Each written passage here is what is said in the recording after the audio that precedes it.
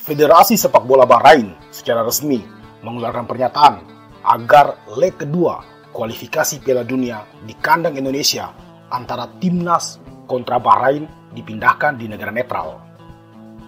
Pernyataan tersebut muncul setelah banyak akun-akun Bahrain yang berhubungan dengan sepak bola mendapatkan serangan dari supporter Timnas Indonesia. Jika permintaan Bahrain disetujui oleh AFC, maka itu berpotensi merugikan Timnas Indonesia, karena bagaimanapun juga Indonesia membutuhkan dukungan penggemarnya di stadion untuk meraih poin penuh. Ada apa ini semua? Apakah sikap supporter Indonesia ini berlebihan? Dan apa pengaruhnya terhadap perkembangan sepak bola nasional? Begini, secara umum orang Indonesia itu sebenarnya dikenal sebagai bangsa yang ramah, terbuka, dan sangat menghormati orang-orang yang datang, apalagi dari negara-negara Arab. Namun soal sepak bola, memang negara ini dikenal sangat militan.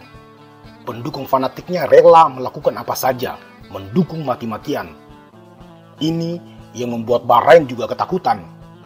Tentu kita masih ingat peristiwa Kanjuruhan yang menewaskan 130 orang tahun lalu menjadi berita yang menggemparkan jagat sepak bola dunia. Tentu saja bagi Bahrain itu sangat berbahaya dan meragukan jaminan keselamatan para pemain-pemain mereka. Bayangkan, sesama klub negara sendiri saja bisa banyak korban, apalagi dengan negara lain. Bahrain khawatir, cemas, dan itulah yang barangkali menjadi dasar permintaan Bahrain kepada Federasi AFC agar laga dipindahkan di negara netral.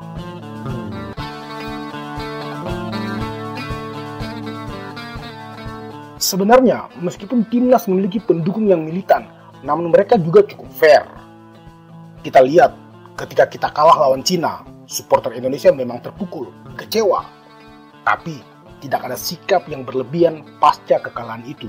Karena memang, selama pertandingan, tidak ada kontroversi yang melibatkan kesalahan wasit.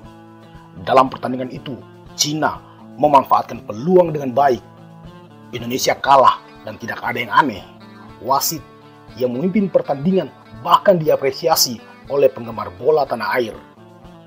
Namun, dalam laga versus Bahrain, wasit sangat kontroversial dengan penambahan waktu yang menyebabkan kerugian bagi timnas Indonesia.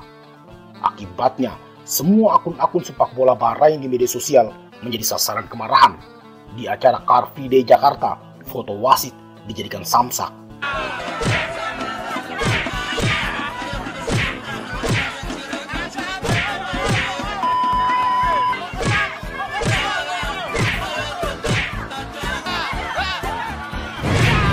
Bahkan di Google Maps, beberapa tempat di Bahrain diganti dengan nama-nama yang kurang pantas.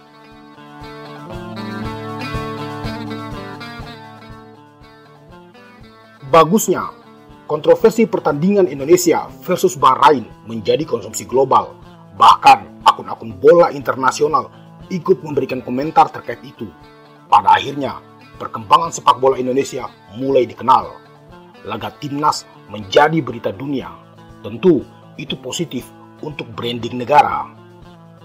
Serbuan penggemar fanatik timnas ke akun-akun Bahrain juga menjadi semacam peringatan untuk wasit-wasit dari Arab agar bertindak lebih adil dalam memimpin pertandingan, khususnya jika berhubungan dengan pertandingan timnas Indonesia. Paling tidak, negara ini tidak bisa lagi diremehkan atau diperlakukan tidak adil.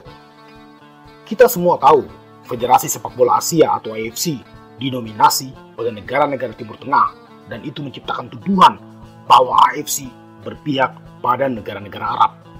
Serangan dari pendukung Indonesia di media sosial memberikan mereka kode keras. Ini adalah sinyal bagi semua pihak. Indonesia dengan dukungan luar biasa dari para supporternya mampu menuntut keadilan dan kesetaraan di arena internasional. Dan negara-negara lain yang lebih kaya tidak bisa bertindak seenaknya. Inilah yang dinamakan soft power. Soft power menjadi alat untuk mengubah narasi-narasi yang merugikan. Kita beruntung dengan power of netizen kita yang mungkin berlebihan, tapi juga menjadi alat untuk kepentingan kita. Ingat, Indonesia adalah negara dengan populasi nomor 4 terbesar di dunia, dan dari 4 negara populasi terbesar itu, hanya Indonesia yang memiliki kultur sepak bola yang cukup masif. Cina dan India memang negara padat, tapi masyarakatnya tidak semuanya menyukai bola. Artinya, dalam konteks sepak bola, Indonesia adalah negara dengan populasi penggemar bola terbanyak di seluruh dunia. Dengan keunggulan tersebut, media-media luar mulai melirik dan menyiarkan laga timnas Indonesia untuk mendapatkan view yang banyak dari penggemar di tanah air. Bahkan FIFA membuka kantornya di Jakarta. Jelas, ini sangat menguntungkan. Soft power dalam konteks perkembangan sepak bola Indonesia sangat signifikan pengaruhnya, terutama setelah kontroversi pertandingan melawan Bahrain. Beberapa poin yang menjelaskan, misalnya, pertama, pengaruh media sosial.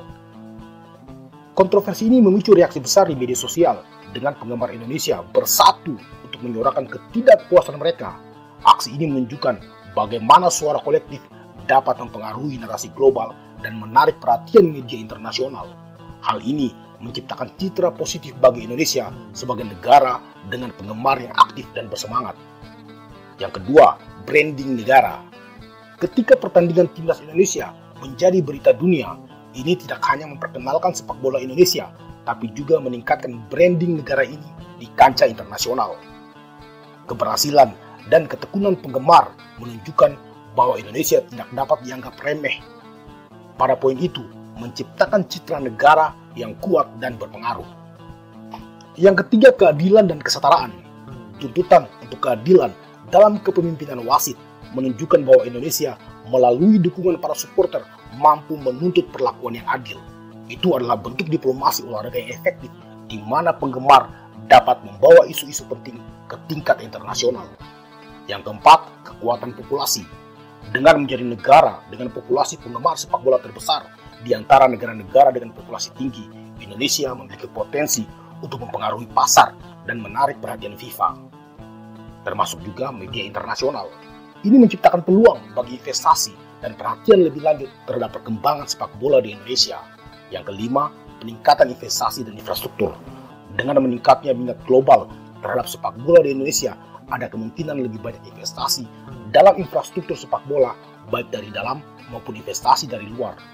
Ini akan mendukung perkembangan liga lokal dan timnas Indonesia ke depannya. Terakhir, kolaborasi dengan FIFA dan federasi internasional. Pembukaan kantor FIFA di Jakarta adalah tanda bahwa Indonesia mulai mendapatkan pengakuan di tingkat internasional. Ini jelas menciptakan peluang untuk kolaborasi yang lebih erat dalam pengembangan sepak bola nasional, serta kesempatan untuk menarik lebih banyak acara internasional ke Indonesia. Tapi ya, supporter juga harus menjaga batas agar tidak bertindak berlebihan karena bisa merugikan kepentingan Indonesia, khususnya dalam konteks sepak bola. Membalas ketidakadilan perlakuan wasit dalam kontrak versus Bahrain tidak harus dengan cara-cara yang di luar kepantasan, tapi cukup dengan memberikan dukungan kepada timnas di stadion dengan nyanyian yang bersemangat, juga koreo yang megah dan kompak. Supporter Indonesia harus menjaga keamanan para pemain-pemain Bahrain karena sikap yang berlebihan akan merugikan sepak bola nasional.